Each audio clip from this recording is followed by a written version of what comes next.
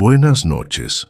No hablo muy bien el español, pero quien me recibió el relato me dijo que no tenía problema en traducirlo. Mi alias es Capitán Robert Palmer. Debido a lo delicado de la información que aquí se va a manejar, no puedo revelar mi nombre real. Esta historia involucra el encuentro de mis tropas con algo que hizo que por años cuestionara mi cordura y mi estado mental. Y a pesar de haber tenido terapias por años, la historia sigue firmemente en mis recuerdos, aprisionando mi mente y causándome pesadillas e insomnio hasta el día de hoy. Durante la Guerra del Golfo, me desempeñé como teniente de caballería motorizada del 60º Regimiento Blindado. Éramos un convoy compuesto por fuerzas aliadas y afganas en labores diversas para garantizar nuestro libre tránsito en la zona de Kabul, para organizar el transporte de material y efectuar labores de reconocimiento, extracción de civiles, entre otras actividades, específicamente con movilizaciones nocturnas prácticamente a paso silencioso sobre la arena desértica. Habíamos pasado meses de calor infernal, arañas camellos, suciedad, rosaduras en la piel debido a la arena y las quemaduras por el sol, sin mencionar los pies destrozados debido al agreste clima, sin olvidar la vigilancia minuciosa en caso de emboscada, pues estábamos en territorio talibán. Soy veterano. Ya no era un veinteañero cuando este inusual hecho ocurrió. Nuestro plan era llegar a Kabul en el menor tiempo posible, pero nuestro guía, a quien llamaré Mustafa, constantemente estaba nervioso, debido a que por las noches lo observaba llenando una tras otra su pipa de tabaco y algo de opio, lo que indicaba que presentía algo. En una noche en vísperas del 4 de julio, nos fuimos en unas ruinas que, según lo que Mustafa, se trataba de los vestigios de un antiguo templo dedicado a deidades ya olvidadas. Nos contó que incluso los talibanes son peores que los cristianos al destruir la fe de los demás. Arrasan con todo lo que vaya en contra de sus creencias, destruyendo y quemando casas, templos y todo cuanto esté fuera de su entendimiento. Por ello todos esos templos están ahora en ruinas ahora. Aquí estaremos a salvo, me dijo. Hace mucho que no vienen y no tienen a qué volver, dijo Mustafa. Aquí solamente hay escorpiones y una que otra serpiente, pero no se meterán con nosotros si no las molestamos. El problema es cuando estemos cerca de Kabul, especialmente al pasar por Mosaji. A simple vista es un poblado como cualquier otro, pero los mujahidines cuentan cosas. Quizás para usted, teniente, sean locuras de pastores o campesinos, pero son historias que marcan a la gente del desierto, y usted mismo ha visto que es muy difícil espantar a esos locos. Vamos, Mustafa, le dije a mi guía y amigo. Sabes que mi familia es americana. Sé que las leyendas tienen mucho de real. Mi familia también cuenta cosas aterradoras, y a pesar de que aún no atestiguo nada por el estilo, ni quiero averiguarlo, sé bien que son ciertas. Vamos a ver qué nos depara el último tramo hacia nuestro destino. Mustafa sacó una botella de arak, que es una especie de licor anisado para alegrar el espíritu, y brindamos por nuestra última misión. La mañana del 03 de julio de 2006, llegamos a un lugar llamado Ainak. El personal ya estaba harto, yo estaba fastidiado, Mustafa vociferaba en árabe o algo así, y ya era hora de acampar, y así llegamos a lo que quedaba de una aldea a las afueras de dicha población. Para nuestra buena fortuna, Mustafa y sus hombres encontraron una noria que tenía agua fresca, deliciosa y bendita agua fresca, así que finalmente abastecimos nuestras alforjas. Nos aseamos, y Mustafa preparó un plato exquisito llamado kebab. La carne tradicional que se utiliza para el kebab es el cordero, pero con la expansión de este plato riquísimo a lo largo del mundo, en la actualidad se prepara con carne de res, cordero, pollo, cerdo o pescado. Pero nadie lo prepara como los verdaderos nativos de Medio Oriente. Caray, era lo mejor que habíamos comido en meses. En fin, todos estábamos en nuestros deberes, aunque de una manera más relajada. Al parecer sería otra noche sin problemas. Cuando el viento comenzó a dar un aire tétrico en la abandonada aldea, la luna casi llena hacía que la atmósfera y el paisaje se tornaron escalofriantes. Los muyahidines, apostados en las colinas, oraban a media voz, como era costumbre, pero visiblemente más nerviosos. El cabo Newman, a cargo de transmisiones, me ponía al tanto de las instrucciones del grupo de comando que ya nos esperaban en el punto cero, mientras el sargento Stewart organizaba la siguiente guardia, a eso de las 2300 horas del 2 de julio. Recibimos una vaga transmisión del 4º Batallón de Rangers del 75 Regimiento, quienes estaban en medio de una refriega solicitando apoyo aéreo, puesto que el grupo blindado más cercano éramos nosotros. A los pocos minutos, un escuadrón de apaches pasaron sobre nuestra ubicación. Generalmente usamos el equipo de comunicaciones solo para casos oficiales. Aunque honestamente también hay canales para andar de chismosos. El caso es que lo que nos sacó de nuestra tranquilidad, quizás por lo increíble, quizás por lo descabellado, fue cuando el teniente Anderson dijo: «Los vimos, están frente a nosotros a 400 metros, se mueven demasiado rápido», al pedir el jefe de pilotos que marcara el blanco con una trazadora. Los helicópteros decían no ver nada en el área objetivo. No podían permitirse el herir inocentes después de todos los asuntos del pasado, por lo que el teniente, saliendo del protocolo, usó un señalador láser de color verde para ubicar al objetivo.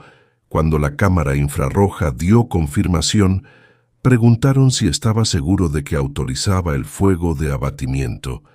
El teniente dijo que era afirmativo. En estas palabras: «Esas malditas cosas ya dieron cuenta de 6 de mis hombres y 2 guías. Oh, sí, pero claro que autorizo, maldita sea». El piloto dijo que no se trataba de un guerrillero, sino de una especie de animal o algo parecido. «Confirmado», respondió Anderson. «Anda a 2 y 4 patas a la vez. Debe ser un tipo de hiena entrenada para cazarnos o algo por el estilo». Finalmente los apaches abrieron fuego. Dando parte de blanco no abatido, evadió sin dificultad el lanzamiento de la ráfaga de la minigun, así como de 2 cohetes, perdiéndose en los acantilados desérticos. Anderson maldijo y apagó la radio.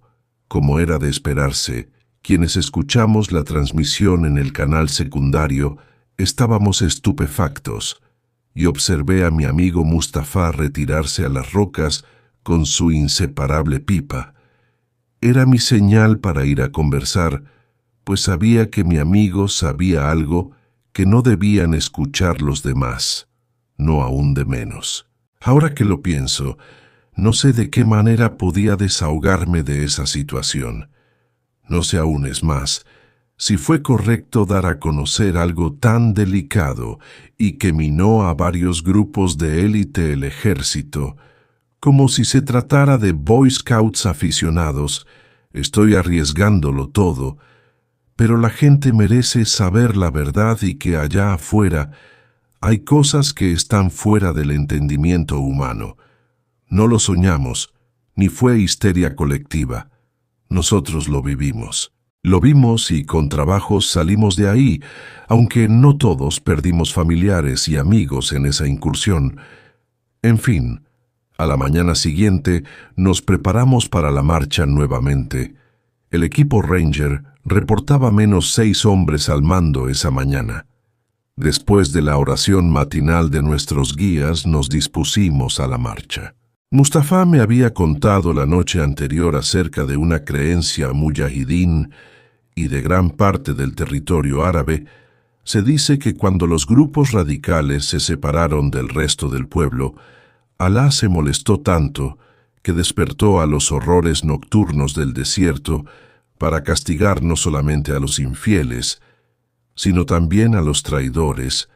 Ellos les llamaban algules o ghouls, como los conocemos nosotros. Al preguntarle qué significaba, me dijo que relativamente eran demonios que bebían la sangre y comían la carne de sus presas. Le describí a los vampiros, pero me dijo que no, hasta que me referí a los hombres lobo, a lo que después de un largo y resignado suspiro, me dijo que era la forma más adecuada de describirlos, pero que eran muy diferentes. Se parecen a ambos monstruos y tienen las mejores cualidades y los peores vicios de ambas también. Relativamente la gente de Medio Oriente piensa que surgieron de las profundidades del infierno. Son bestias sin alma ni corazón, simplemente sirven para destruir y devorar, entrar en las casas y sustraer a sus presas para devorarlas, e incluso profanar los sepulcros para alimentarse de los restos de los cuerpos en descomposición, a pesar que él, cuando era niño, pensaba que solamente era cuentos de hadas. Decía que cuando los pueblos se rebelaron a Saddam Hussein, él mismo se hacía acompañar de varios entre sus más cercanos, y ese había sido el motivo de que fuera tan difícil de capturar. Posteriormente comentó que la mayoría de las desapariciones sin explicación se le atribuye a esas extrañas criaturas. Esa tarde avanzamos hasta Bagay. Faltaba poco para llegar hasta nuestro destino. Las colinas nos servían de cobijo, pero al mismo tiempo eran una insondable pecera. Si decidieran emboscarnos, sería como dispararle a peces en un barril, pero nuestros guías eran leales y extremadamente hábiles, por lo que nos sentíamos a salvo y a buen recaudo. Asimismo, ellos contaban con nuestro respaldo y la amistad entre varios de nosotros. El primer estremecimiento nos llegó a las 1800 horas del 3 de julio. En la lejanía se escuchaba el viento con fuerza.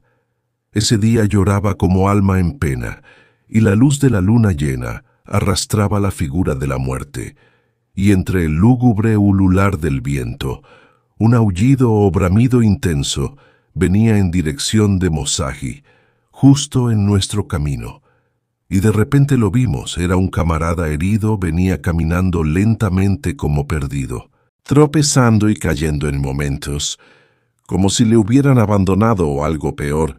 Inmediatamente nos pusimos en alerta. Pero, para nuestra sorpresa, se trataba del teniente Anderson. Venía desarmado, descalzo, insolado, deshidratado y hambriento. Desfallecido por el largo tramo que había vuelto sobre sus pasos, a pesar que su unidad había pasado ese punto días antes, y para colmo gravemente herido y sin el brazo derecho. Al llegar lo sostuvimos Mustafa y yo, Anderson. ¿Qué pasó? ¿Por qué no estás con tu unidad?, le pregunté. El comandante Anderson nos dijo que se habían quedado sin municiones ni pertrechos, debido al zafarrancho de la noche anterior, por lo que solicitó refugio, pero se lo negaron. Así que gracias a los cascos azules de la ONU, quienes afortunadamente iban pasando a unos 1500 metros, él cubrió el escape de sus hombres, así como de varios aldeanos heridos por el ataque de esas criaturas. Pero al hacerlo, vio que una de esas cosas iba detrás de ellos, así que pidió un arma y atrajo a esa bestia hacia él. Permitiendo que sus amigos pudieran escapar a salvo, un capitán siempre se hunde con su barco hermano. Fueron las últimas palabras del valiente capitán Anderson, quien recibió el ascenso y la medalla al valor más allá del deber en carácter póstumo. Los ánimos bajaron al mínimo permisible, cuando de repente Mustafa gritó tanto a sus hombres como a los míos, que no podíamos permitirnos que la moral bajara, así que todos al unísono gritar el famoso Allahu Akbar, cuya traducción sería Alá es el más grande o Dios es grande, el comandante Anderson hizo lo que debía hacer, continuó Mustafa. Por el bien de los suyos, no podíamos despreciar ni desperdiciar su sacrificio. Al contrario, debíamos honrar su valor y dar caza al ghul, vengar a nuestro amigo caído o morir en el intento. Nos atrincheramos tras los blindados. Esa cosa se escuchaba a lo lejos. Sabíamos que venía siguiendo el rastro de Anderson. Quería a su presa. Y ahora nuestro deber era impedir que ese demonio nos arrebatara a nuestro ahora oficial superior caído. Así que la consigna más que nunca era que ninguno debía quedar atrás, ni vivo ni muerto. Así lo acordamos y así lo llevamos a cabo. Iniciamos la marcha a la tarde siguiente, siendo ya el 4 de julio. Por precaución nadie iba a pie, ni siquiera los muyahidines. Todos íbamos trepados en los blindados, mirando hacia todos los flancos. No importaba de momento ser observados. Sabíamos que los talibanes no eran tan estúpidos para salir a cazar sabiendo que la bestia estaba suelta, y tras nuestro rastro, cruzando el río Shiná, fue cuando pudimos observar a esa cosa por primera vez. Era muy delgado, muy largo. En especial sus extremidades tenía más rasgos como de animal que de humano. Pero a diferencia de las leyendas o películas de hombres lobo, su piel no tenía ni un solo pelo. Era de un color uniforme café muy pálido, como el vampiro calvo de esa película antigua. Sus fulgurantes ojos amarillos no nos quitaban la mirada de encima, y escrutaban a cada movimiento nuestro, como buscando un punto débil, pero tarde pudimos darnos cuenta de nuestro error. No se trataba de uno. Eran 5. Los otros venían detrás y en los riscos efectivamente trataban de separarnos, de hacer que fuéramos vulnerables al ataque. Solicité al cabo de transmisiones que solicitara apoyo aéreo, dando parte del deceso del teniente Anderson. Tenemos un oficial caído en nuestro resguardo. Cuando el jefe de pilotos preguntó que cuál era la situación, le respondimos que lo mismo que había acaecido a los Rangers la noche anterior, al inicio no nos tomaron en serio hasta que observaron que íbamos a toda marcha con rumbo hacia Mosaji, lo que evidentemente no era correcto, puesto que no teníamos permitido avanzar a toda marcha debido al sigilo de la patrulla de reconocimiento, por lo que el capitán Rogers de la Fuerza Aérea, jefe del escuadrón Apache, me cuestionó si sabía las consecuencias de mi osadía, a lo cual le respondí que era mi escuadrón, mi deber de resguardar el cadáver del comandante caído y los civiles que venían en compañía nuestra. Así que después de un silencio que nos pareció eterno, el mando autorizó el apoyo y escolta aéreos, cuando Rogers llegó hasta nuestro punto y pudo ver a las criaturas con sus propios ojos. Les juro que jamás habíamos corrido los pesados vehículos a su máxima potencia.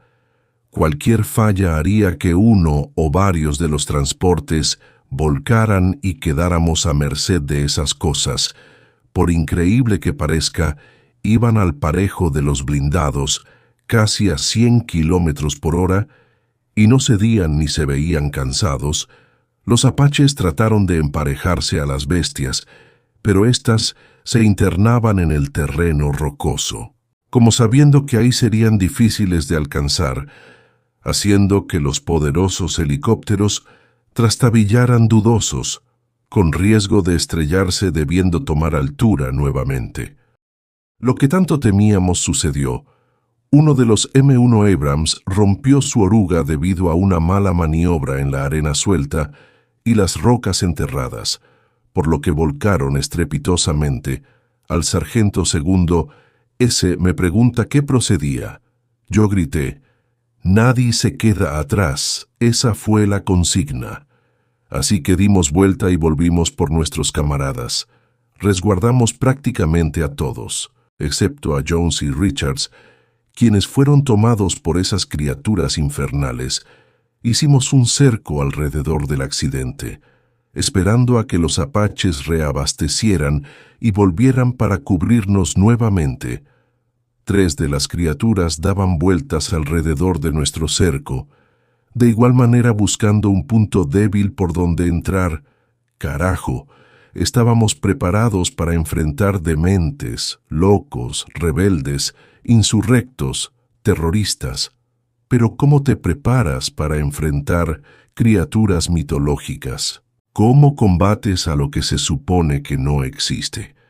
¿Cómo confrontar a aquellos que se supone que es un cuento? Y ahí estábamos, rodeados por esas bestias, y para colmo, las otras 2 regresaron. Ahora estaban los 5 rodeándonos.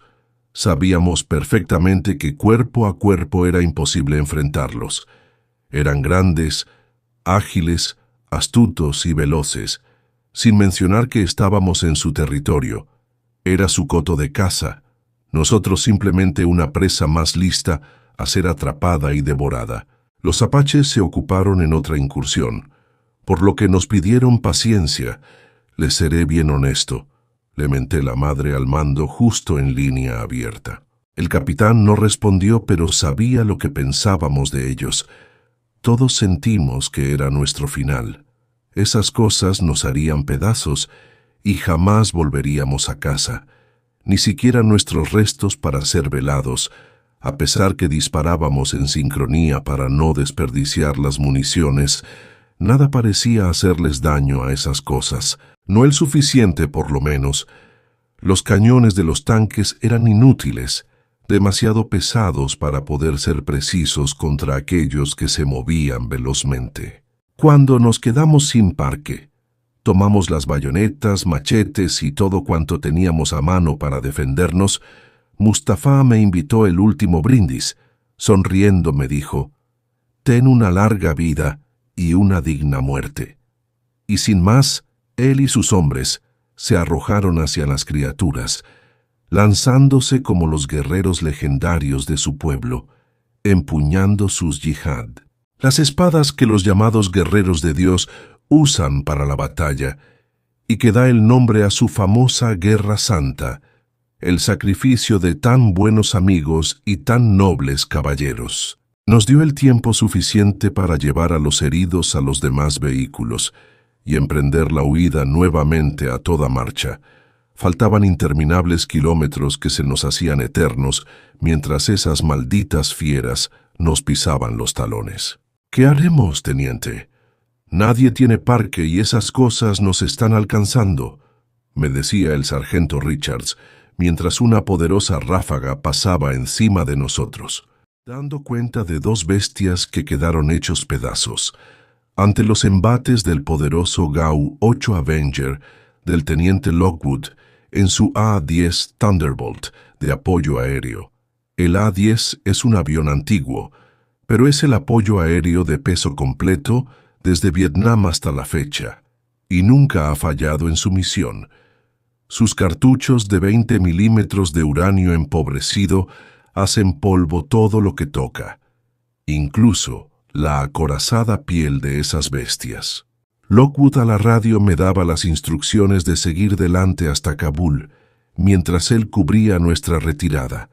No cesaron hasta que después de otro ataque del A-10, solamente quedaron 2, los cuales a lo lejos aullaron y rugieron furiosos, mientras nosotros, aún con el alma en la mano, dábamos gracias a todas las fuerzas del universo por el apoyo tan oportuno del teniente Lockwood y su A-10. Llegamos a Kabul hechos una piltrafa, con equipo de menos, muchas bajas considerables de valientes caídos en combate, porque eso fue, literalmente, un combate, muy sobrenatural, pero a fin de cuentas, un combate.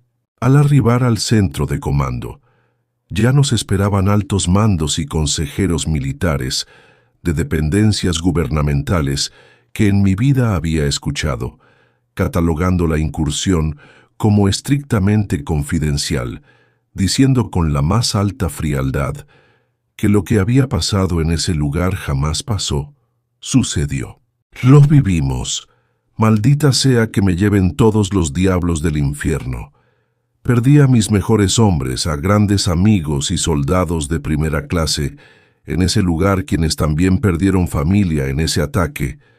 ¿Cómo así sin más pueden decir que no pasó? Al regresar a casa me dieron de baja, me ascendieron como capitán de caballería y me advirtieron que nunca debíamos hablar directamente del caso. Aún así, nada puede cambiar los hechos. Nadie puede devolver la vida a esos valientes hombres y nadie puede evitar que en el desierto afgano existan esos extraños seres. Quizás suene inverosímil, quizás muy pocos o nadie crea lo que cuento. Pero puedo jurar por lo más sagrado que nunca en mi vida pensé ver a los algules o ghouls, los feroces demonios caníbales que viven en las profundidades del desierto de Afganistán. Muchas gracias por su atención.